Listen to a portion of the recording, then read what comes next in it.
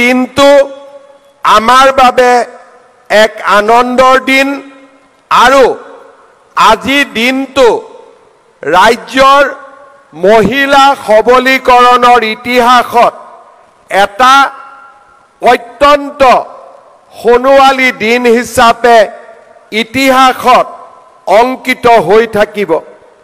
আজিৰ এই দিনটোত আমি অসমৰ 38 লাখ 38 লাখ মহিলালৈ অৰুণোদয় আঁচনিৰ ধন হস্তান্তৰিত কৰিম আৰু আজিৰে পৰা প্ৰত্যেক মাহত এই অৰুণোদয় আঁচনিৰ ধন হিতাধিকাৰীসকলে লাভ কৰি থাকিব। অসম চৰকাৰৰ যিটো বৃহৎ আঁচনি তাৰ আজি শুভাৰম্ভ আছিল। সমগ্ৰ অসমৰ লগতে আজি মাৰ্ঘেৰিটা সমষ্টিটো আমি আৰম্ভ কৰিলোঁ আৰু CM ছাৰে অফিচিয়েলি ইভেণ্ট লঞ্চ কৰিছে।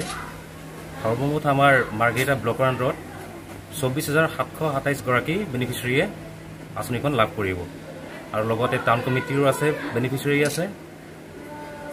আশা কৰিছোঁ ভালদৰে চবেই যে টকা ইউজ কৰে মহিলা সবলীকৰণৰ কাৰণে যাতে ষ্টেপটো আগবাঢ়ি থাকে সেইটো আশা কৰিছোঁ। ধন্যবাদ। মাৰ্ঘেৰিটা সমষ্টি জিলাত মুঠ 28,000 কিমান আছিল, কিন্তু মাৰ্ঘেৰিটা ব্লকৰ অন্তৰ্গত 24,727 গৰাকী পাব। পঞ্চায়তত আমাৰ 0.3 যিটো অৰুণোদয় আঁচনি শুভাৰম্ভ কৰা হৈছে। ইয়াৰ দ্বাৰা আমাৰ যি দৰিদ্ৰ মহিলাসকল আছে তেওঁলোকে অকণমান সকাহ পাব।